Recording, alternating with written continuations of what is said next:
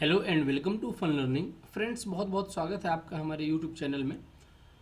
Friends, जो हमारी 1000 प्रश्नों की मध्य प्रदेश की सीरीज चल रही है उसमें आज हम पार्ट 5 लेकर के आए हैं। 5वां पार्ट है आज का और इसमें भी महत्वपूर्ण 30 प्रश्नों को हमने शामिल किया है और ये टॉपिक वाइज है। आज हम इन 30 प्रश्नों में सिर्फ और सिर्फ सॉइल्स के बारे में बात करेंगे। जो मृदा है मध्य प्रदेश की, किस प्रकार की मृदाएं मध्य प्रदेश में पाई जाती हैं, कितने प्रकार की पाई जाती है और सबसे ज़्यादा कौन सी मृदा मध्य प्रदेश में पाई जाती है तथा किसका उत्पादन उन मृदाओं में किस फसल का उत्पादन सबसे ज़्यादा होता है। तो बेसिकली आज का पार्ट स्टार्ट करने से पहले साथियों, जो हमने अपने पिछले वीडियो में एक क्वेश्चन आपसे पूछा था कि मध्य प्रदेश का सबसे ऊंचा चचाई जलप्रपात की ऊंचाई कितनी है, हाइट कितनी है, क्योंकि वो मध्य प्रदेश का सबसे ऊंचा वाटरफॉल है। तो फ्रेंड्स, उसका राइट आंसर बहुत सारे बच्चों ने कमेंट करके आंसर दिया था 130 मीटर। जो बिल्कुल सही आंसर था 130 मीटर इस की ऊंचाई है टोटल मध्य प्रदेश में जो वाटरफॉल है, और वो चचाई वाटरफॉल के नाम से जाना जाता है। तो जिन साथियों ने इसका आंसर सही करके दिया है कमेंट करके, उनको बहुत बहुत बधाई। तो फ्रेंड्स, यदि चैनल में पहली बार है तो निश्चित रूप से सब्सक्राइब कर लें। हमारे चैनल में आपको प्रमुख रूप से मध्य प्रदेश का सामान्य ज्ञान, जो कि सभी एग्ज़ामों में मध्य प्रदेश में आयोजित होने वाले एग्ज़ामों में आपको बहुत मदद करता है, वो तो पढ़ाई जाता है। साथ ही साथ में एक महत्वपूर्ण 1000 प्रश्नों की सीरीज हम आपके सामने लेकर के आ रहे हैं, जो कि MP police, MP SI, MP patwari और एमपी पीएससी, यहाँ तक कि जितने भी मध्य प्रदेश में आयोजित होते हैं एग्जाम, उन सभी में मदद आपको करेगा। साथ ही साथ में टीचिंग एग्जाम्स के लिए भी हमारे रेगुलर कोर्सेस उसमें चलते हैं। तो चलिए बिना देरी की आज का पहला प्रश्न लेते हैं कि रेगुर किस मृदा को कहा जाता है। एक मृदा है, मिट्टी है, सॉइल है, जिसको रेगुर मिट्टी भी कहा जाता है या रेगुर मृदा भी कहा जाता है। तो कौन सी सॉइल है जिसको हम रेगुर मृदा के नाम से जानते हैं? फ्रेंड्स, कई सारे ऑप्शन आपके सामने मिलेंगे देखने को, और इन सारे ऑप्शनों में से एक ही ऑप्शन सही होगा, इसलिए ध्यान से आप जो है तो इसका आंसर बताएं। तो मैं रेगुर की यदि बात करें तो पहला है जलोढ़ मृदा, जिसको हम एलुवियल सॉइल भी कहते हैं। दूसरी है ब्लैक सॉइल, जिसको हम काली मृदा भी कहते हैं। थर्ड है मिश्रित सॉइल या मिश्रित मृदा, जिसको हम मिक्स सॉइल भी कहते हैं। और लास्ट है एलुवियम सॉइल। तो इन सारे ऑप्शनों में से जो सही ऑप्शन है यदि आप जानते हैं तो उस पर आप टिक करें और उसके साथ आगे बढ़ जाएं। तो इसका राइट आंसर जो है साथियों वो है ब्लैक सॉइल। ब्लैक सॉइल के बारे में यदि मैं बात करूं यदि आपसे, तो ब्लैक सॉइल साथियों जो है तो सबसे ज़्यादा पूरे मध्य प्रदेश में पाई जाती है। सबसे ज़्यादा जो मिट्टी पाई जाती है मध्य प्रदेश के अंदर वो काली मृदा ही है। और काली मृदा स्पेशल रूप से साथियों ये आपके कपास, जिसको हम कॉटन के नाम से जानते हैं, उसके उत्पादन के लिए बहुत ज़्यादा उपयोगी होती है। मध्य प्रदेश की यदि हम बात करें तो ये मालवा क्षेत्र में, उज्जैन, इंदौर, निवाड़ी, यहाँ पर ये सबसे ज़्यादा पाई जाती है। तो प्रश्न नंबर 2 है राज्य में सर्वाधिक क्षेत्रफल, जो मैक्सिमम एरिया है, वो उस एरिया पे कौन सी मृदा पाई जाती है? ब्लैक सॉइल है, जलोढ़ मृदा है, जलोढ़ सॉइल है या काली मिट्टी है, इसके साथ साथ रेड येलो सॉइल है या मिश्रित सॉइल है, मिक्स्ड सॉइल जिसको हम बोलते हैं। तो इसका आंसर आपको सही करके बताना है कि कौन सा आंसर है जो सबसे ज़्यादा पाई जाती है। तो स्वाभाविक सी बात है साथियों, अभी हमने आपसे बताया कि जो ब्लैक सॉइल है वो सबसे ज़्यादा पूरे मध्य प्रदेश में पाई जाती है और इसका लगभग अप्रॉक्स 47% जो एरिया है वो ब्लैक सॉइल का ही है मध्य प्रदेश में। इस बात को आप ध्यान रखेंगे। ब्लैक सॉइल कपास के उत्पादन के लिए बहुत ही उपजाऊ होती है, बहुत ही यूजफुल होती है। 47% जो है फ्रेंड्स वो आपका ब्लैक सॉइल मध्य प्रदेश के अंदर पाई जाती है। ठीक है, इसी के साथ क्वेश्चन नंबर 30 की ओर मूव करते हैं हम और देखते हैं क्वेश्चन क्या पूछ रहा है। किस मृदा की उर्वरा शक्ति है, जो फर्टिलिटी पावर है, वो सबसे ज़्यादा अधिक होती है? तो सबसे ज़्यादा किस मृदा की फर्टिलिटी पावर होती है, इसको भी आपको बताना है। यदि आप जानते हैं तो, नहीं जानते तो कोई बात नहीं, हम तो बताने की कोशिश कर ही रहे हैं, है ना। मिक्स्ड सॉइल है, मिश्रित मिट्टी है, या ब्लैक सॉइल है, या आपकी जलोढ़ मृदा है या जलोढ़ मिट्टी है, या आपकी रेड येलो सॉइल है या लाल पीली मिट्टी है?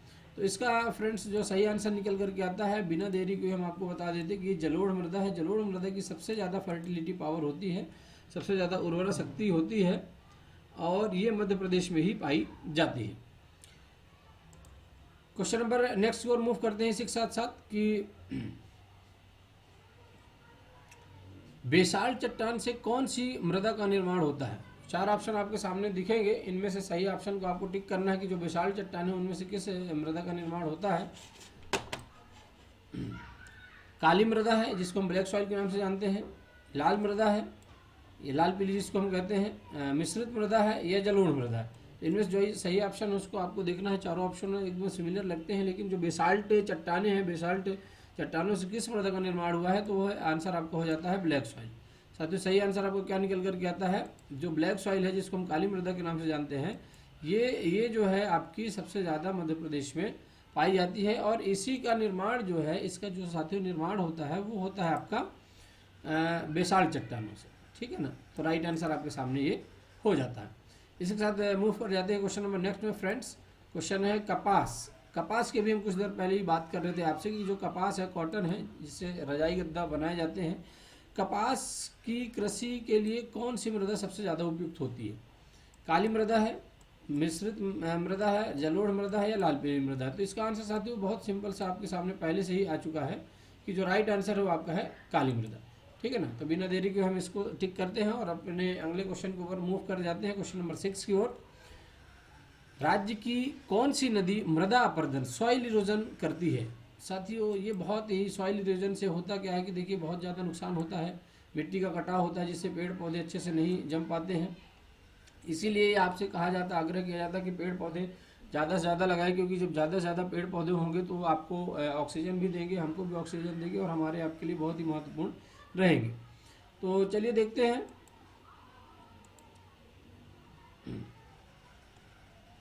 क्वेश्चन नंबर 6 था हमारा, क्वेश्चन नंबर 6 था कि राज्य में कौन सी नदी मृदा अपरदन सबसे ज़्यादा करती है? इसका आंसर आपको हमको बताना था। 4 ऑप्शन आपके सामने दिए गए थे, चारों ऑप्शन में से जो सही ऑप्शन है उसमें हमको आपको बात करनी है ना। चलिए क्वेश्चन नंबर 6 ये आपके सामने आ गया। हाँ, क्षिप्रा नदी है, क्षिप्रा है ये साथियों, शिप्रा नहीं है, क्षिप्रा है, मिस प्रिंटिंग है थोड़ा सा। चंबल नदी है, चंबल रिवर है, सिंध नदी है, बाढ़ गंगा नदी है। तो साथियों जो चारों नदियां हैं, चारों रिवर्स हैं, इन चारों रिवर्स में से कौन सी रिवर ऐसी है जो सबसे ज़्यादा सॉइल इरोजन करती है? तो इसका आंसर साथियों निकल करके आता है चंबल रिवर। जो चंबल नदी है जो भिंड, मुरैना, ग्वालियर से होकर के बहती है, इस नदी से साथियों मध्य प्रदेश में सबसे ज़्यादा सॉइल इरोजन होता है। इसके साथ साथ इसी से रिलेटेड क्वेश्चन आ जाता है कि किस जिले में होता है सबसे ज़्यादा मृदा अपरदन, या किस डिस्ट्रिक्ट में सबसे ज़्यादा सॉइल इरोजन होता है? तो साथियों ऑप्शन है भिंड, मुरैना, श्योपुर है, ये श्योपुर नहीं है, या मंदसौर। तो जो सबसे ज़्यादा सॉइल इरोजन होता है साथियों, कौन सा ऑप्शन है? तो वो है आपका सीधा सीधा आंसर आपके सामने निकल करके आता है कि जो मुरैना है, मुरैना में सबसे ज़्यादा सॉइल इरोजन आपको देखने को मध्य प्रदेश के अंतर्गत मिलेगी। तो राइट आंसर हमारा क्या हो जाता है? भिंड मुरैना। और भिंड मुरैना को साथियों बागियों के गढ़ के नाम से भी हम जानते हैं। इसी के साथ मूव करते हैं क्वेश्चन नंबर नेक्स्ट की ओर। निम्न में से किस मृदा में बालू या सैंड की अधिकता होती है? सबसे ज़्यादा जो अधिकता है सैंड की वो किस मृदा में होती है? ब्लैक सॉइल है, रेड येलो सॉइल है, एलुवियम है, या मिक्स्ड है? तो इसका जो सही आंसर साथियों निकल करके आता है कि जो बालू की सबसे ज़्यादा अधिकता होती है वो होती है आपकी जलोढ़ मृदा में, जिसको हम एलुवियम सॉइल के नाम से भी जानते हैं। तो राइट आंसर हमारा हो जाता है जलोढ़ मृदा, और यही हमारा आंसर है। चलिए नेक्स्ट क्वेश्चन की ओर मूव कर जाते हैं। कछारी मृदा का विस्तार कहाँ से कहाँ पाया जाता है? जो एलुवियम सॉइल है उसका विस्तार कहाँ से कहाँ पाया जाता है, ये आपको बताना है। सतना, रीवा, देवास, भिंड, मुरैना, ग्वालियर, रीवा, उज्जैन, जबलपुर, या खंडवा, खरगोन और झाबुआ। तो साथियों जो कछारी मृदा है इसका जो सबसे ज़्यादा एरिया पाया जाता है, ये विस्तार पाया जाता है, वो आपका है बागियों का गढ़, भिंड, मुरैना और ग्वालियर। इसको हम बागियों के गढ़ के नाम से जानते हैं, भिंड मुरैना को स्पेशल रूप से, है ना। यहाँ पर सबसे ज़्यादा जो है तो बागी आपको देखने को मिलते हैं, ठीक है। हमारा राइट आंसर हो जाता है भिंड, मुरैना और ग्वालियर। इसी के साथ मूव करते हैं क्वेश्चन नंबर 11 की तरफ। लाल पीली मृदा, रेड येलो सॉइल का लाल रंग किस कारण से होता है? जो इसमें रेड कलर होता है, लाल पीली मृदा, जो हम आप देखे होंगे अपने आसपास अपने खेतों में, कि जो इसका कलर होता है वो किस कारण से होता है? फेरिक ऑक्साइड के कारण, Fe2O, लोहे के ऑक्सीडेशन के कारण या ऑक्सीकरण के कारण, या दोनों ऑप्शन सही है, इनमें से कोई नहीं। तो इसमें से जो साथियों सही ऑप्शन है वो आपका है लोहे के ऑक्सीकरण के कारण। जो लोहा होता है, आयरन होता है, उसके ऑक्सीडेशन के कारण जो है तो लाल पीली मृदा में लाल रंग हमको देखने को मिलता है, और यही इस तरह से आंसर हमारा सही हो जाता है। फ्रेंड्स, ये जो हमारी 1000 प्रश्नों की सीरीज चल रही है, इसमें आप बिल्कुल बने रहें। ये जितने भी एग्ज़ाम मध्य प्रदेश के अंतर्गत आयोजित होते हैं, या जिन भी एग्जामों में मध्य प्रदेश का पोर्शन पूछा जाता है पूरे इंडिया में, उनमें से आपको बहुत सारे प्रश्न ऐसे हैं जो देखने को जरूर मिलेंगे और वो आपके एग्जाम में 100% 100% आपको मदद करेंगे यदि आप अच्छे से देखते हैं तो। और साथ ही साथ में आप हमारी मध्य प्रदेश की पूरी सीरीज टॉपिक वाइज हमने बनाया हुआ है, उसको भी जाकर के आप हमारे प्लेलिस्ट में जाकर के देख सकते हैं। डिस्क्रिप्शन में हम आपको लिंक जरूर प्रोवाइड करा देंगे। इसके साथ मूव कर जाते हैं क्वेश्चन नंबर 12 की तरफ कि लाल पीली मृदा रेड येलो सॉइल किस फसल के लिए सबसे ज़्यादा आइडियल होती है, आदर्श होती है? कपास के लिए, ज्वार के लिए, या पैडी है, या टी है, चाय। इन चारों में से जो सही आंसर हो साथियों पैडी है। पैडी जो धान है, धान के लिए लाल पीली मृदा बहुत ज़्यादा उपयोगी होती है और इसमें धान की उत्पादकता बहुत ज़्यादा मात्रा में होती है। क्वेश्चन नंबर 13 है जलोढ़ मृदा का पीएच मान या पीएच वैल्यू कितनी होती है? 7 से अधिक होता है, 7 से अधिक होता है, 7 से कम होता है, 7 होता है, या इनमें से कोई नहीं होता है? तो साथियों जो जलोढ़ मृदा का पीएच मान हो तो वो 7 से अधिक होता है। 7 से अधिक मतलब क्या होता है कि ये कैसी होती है, हमारी जो जलोढ़ मृदा होती है बेसिक नेचर की होती है, सॉरी एसिडिक नेचर की होती है, बेसिक 7 से कम होता है। चलिए नेक्स्ट क्वेश्चन को मूव करते हैं कि निम्न में से किस मृदा में बालू या सैंड की कमी होती है? ये हमको आपको बताना कि जो सैंड है इसमें किस मृदा में सबसे कम होती है सैंड। चारों ऑप्शन आपके सामने दिए गए हैं, इनमें से एक ही ऑप्शन सही होगा और जो ऑप्शन सही है उस पर ही आपको टिक करना है। जो ब्लैक सॉइल है वो है, जलोढ़ सॉइल है ये है, या लाल पीली मिट्टी है, या आपका उपरोक्त में से कोई नहीं। तो जो सैंड है साथियों, जो बालू की सबसे ज़्यादा कमी होती है वो होती है काली मृदा में। जो ब्लैक सॉइल होती है, ब्लैक सॉइल में सबसे कम बालू पाई जाती है।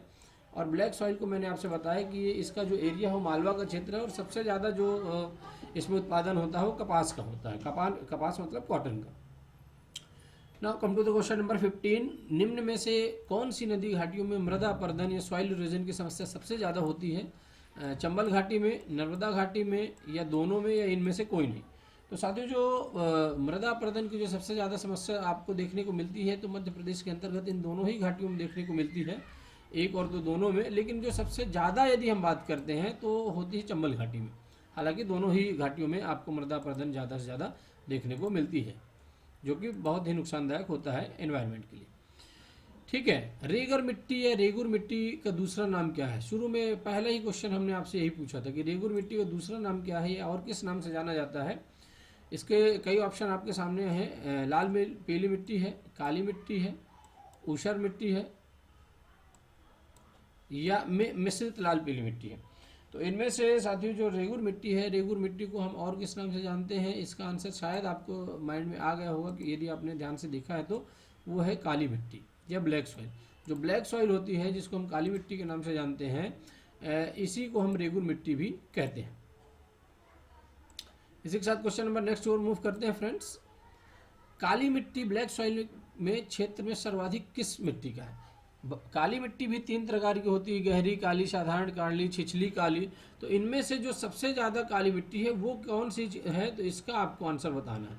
ठीक है ना, काली मिट्टी भी सबसे ज़्यादा है। तो काली मिट्टी तो पूरे मध्य प्रदेश में सबसे ज़्यादा, लेकिन सबसे ज़्यादा कौन है? गहरी काली है, डार्क ब्लैक सॉइल है, या लाइट ब्लैक सॉइल है, या छिछली काली मिट्टी है, या सभी बराबर मात्रा में?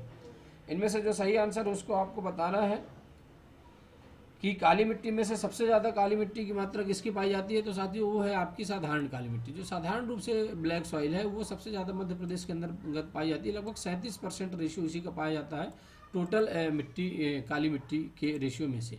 पूरी 47% है आपका काली मिट्टी पूरे मध्य प्रदेश में, लेकिन उसमें साधारण गहरी काली मिट्टी अप्रॉक्स 37% जो है तो इसमें देखने को आपको मध्य प्रदेश के अंतर्गत मिलेगी।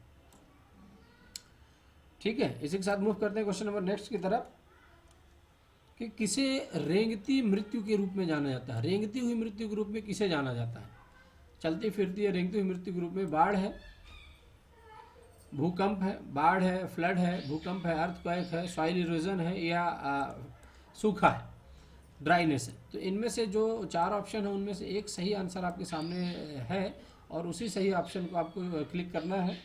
तो जो मृदा अपक्षरण है या मृदा अपर्दन है साथियों, इसको रेंगती मृत्यु के नाम से जाना जाता है। क्यों? क्योंकि पानी तो बहता रहता है और बहते बहते ही आपको देखने को मिलेगा कि जब पानी बहता है और बहते बहते ही अपक्षरण करता रहता है, नदी में मिट्टी का बहुत ज़्यादा कटाव करता रहता है, जिससे होता क्या है कि पेड़ पौधे कट करके गिर जाते हैं और जब एनवायरनमेंट वहाँ का जो चेंज होता है, जिससे वहाँ पर आसपास बहुत ही ज़्यादा नुकसान उठाने को पड़ता है। इसलिए मृदा अपरदन को रेंगती हुई मिट्टी के नाम से भी रेंगती हुई मृत्यु के नाम से भी जानते हैं। आते हैं क्वेश्चन नंबर 19 की तरफ फ्रेंड्स, कि मध्य प्रदेश के किस भाग पर छिछली काली मिट्टी पाई जाती है। जो छिछली काली मिट्टी है वो मध्य प्रदेश के किस एरिया में सबसे ज़्यादा पाई जाती है, इसको आपको बताना है। सतपुड़ा का एरिया है, सतपुड़ा क्षेत्र है, रीवा का क्षेत्र है, बघेलखंड का क्षेत्र है, या आपका मालवा पठार का क्षेत्र है। इन चार ऑप्शन आपके हैं, 1 2 3 4। इन चारों ऑप्शनों में से एक ही सही आंसर है आपका। जो छिछली काली मिट्टी है वो मध्य प्रदेश में सतपुड़ा एरिया क्षेत्र में सबसे ज़्यादा पाई जाती है, और इसी के साथ साथ हमारा पहला आंसर जो है तो वो सही हो जाता है। प्रश्न नंबर 20 है कि मिश्रित मिट्टी या मिक्स सॉइल के लिए उपयुक्त फसल कौन सी। जो मिक्स सॉइल होती है साथियों, मिट्टी से यदि आप थोड़ा बहुत जानकारी भी रखते हैं या नहीं रखते हैं तो भी आप जान लें कि जो मिश्रित मिट्टी है या मिक्स्ड मिट्टी है उसमें से उपयुक्त फसल कौन सी है। बाजरा है, पैडी है, व्हीट है, या कॉटन है। तो इनमें से साथियों जो बाजरा है, बाजरा ही एक ऐसी फसल है जो मिश्रित मिट्टी या मिक्स सॉइल के लिए सबसे ज़्यादा उपयुक्त होती है। और इसी के साथ साथ हम पहुंच जाते हैं अपने क्वेश्चन नंबर 21 की ओर, कि लाल पीली मिट्टी में किसकी अधिकता होती है।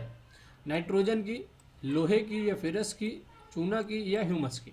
तो साथियों जो लाल पीली मिट्टी होती है उसमें चूना सबसे ज़्यादा पाया जाता है। चूने की मात्रा सबसे ज़्यादा उस मिट्टी में आपको देखने को मिलेगी।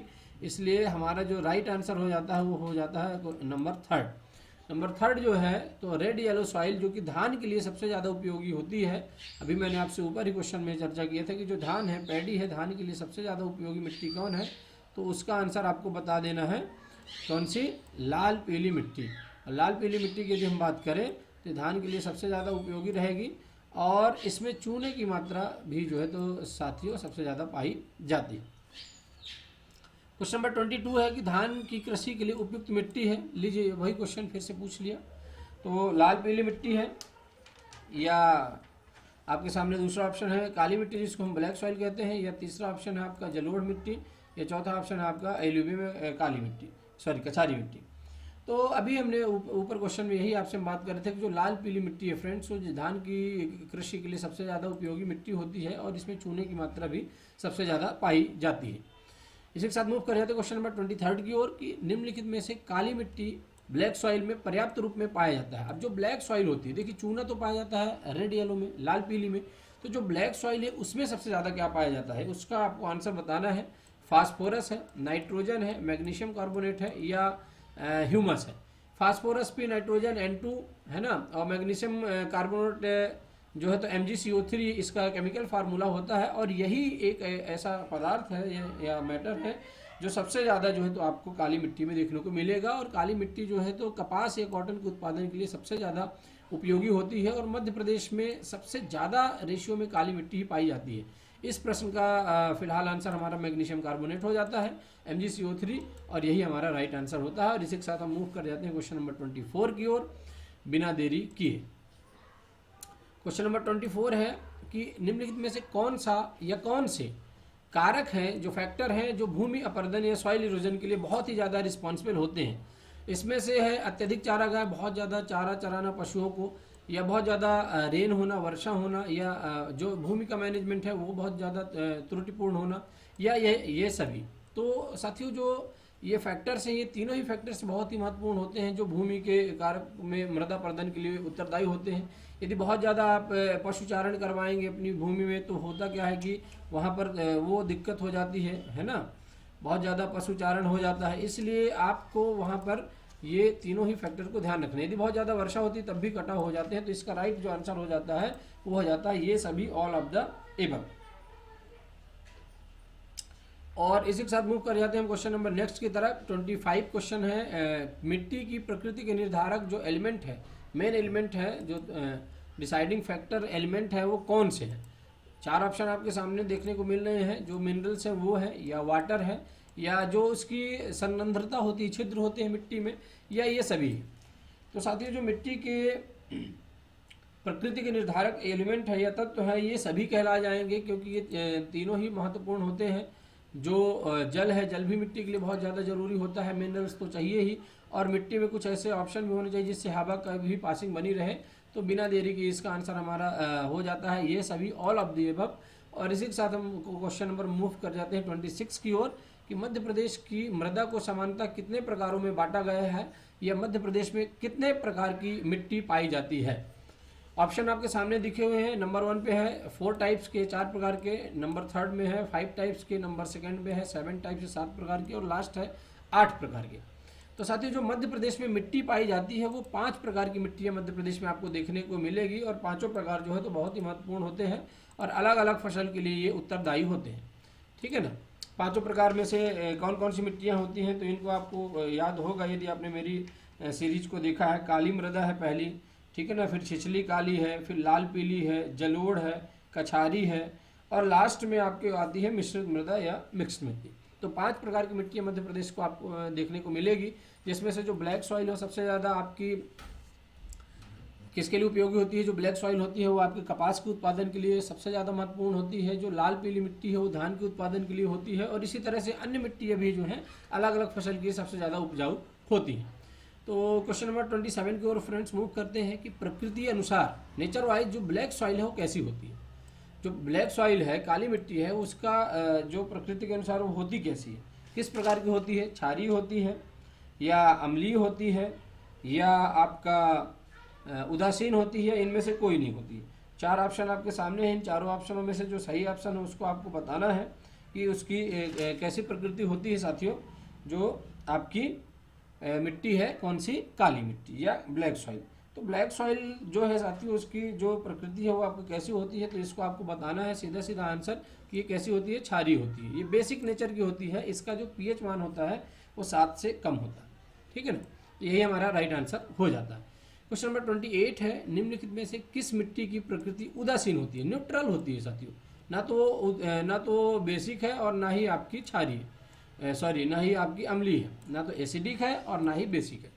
तो इनमें से कौन सी मिट्टी है, इस मिट्टी का आपको नाम बताना है। काली मिट्टी है, ब्लैक सॉइल है, जलोढ़ मिट्टी है, कछारी मिट्टी है, या दोमट मिट्टी है। तो साथियों जो उदासीन मिट्टी है वो है आपकी जलोढ़ मिट्टी। जो जलोढ़ मिट्टी है आपको ये देखने को मिलेगा कि जलोढ़ मिट्टी की जो प्रकृति होती है वो उदासीन होती है, वो ना तो अम्लीय होती है और ना ही क्षारीय होती है।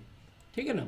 तो ये आपको सही आंसर आपको देखने को मिल जाता है। और इसी के साथ हम मूव कर जाते हैं अपने क्वेश्चन नंबर 29 की ओर कि लाल मिट्टी में किस तत्व की कमी होती है। देखिए अधिकतर यदि हम बात करते तो चूना होता है सबसे ज़्यादा लाल पीली मिट्टी में, लेकिन कमी किस तत्व की होती है तो इसमें आपको बताना है कि जो ह्यूमस है और जो नाइट्रोजन है, इन दोनों ही तत्वों की आपको कमी यहाँ पर देखने को मिलेगी। और ये मिट्टी कौन सी है, लाल पीली मिट्टी या रेड येलो सॉइल। ठीक है ना। तो राइट आंसर ये हो जाता है। और पहुंचते हैं हम अपने इस पार्ट 5 के लास्ट क्वेश्चन में, जो 30 नंबर क्वेश्चन है। हर पार्ट में हम 30 क्वेश्चन्स लेकर के आ रहे हैं, और ये 1000 प्रश्नों की सीरीज रहेगी, जो कि हम आपको MP police, MP SI, MP patwari, MP PSC और एमपी में जितने भी एग्ज़ाम कंडक्ट होते हैं, या मध्य प्रदेश का पोर्शन जिन भी एग्ज़ामों में पूछा जाता है पूरे देश के अंदर, उन सभी एग्ज़ामों में आपको निश्चित रूप से मदद करने वाली सीरीज है। तो शुरू से लास्ट तक जरूर सारे ही पार्ट को देखिए। यदि आपने पिछले 4 पार्ट नहीं देखे तो उनको भी जाकर के प्लेलिस्ट में आप जाकर के देख सकते हैं।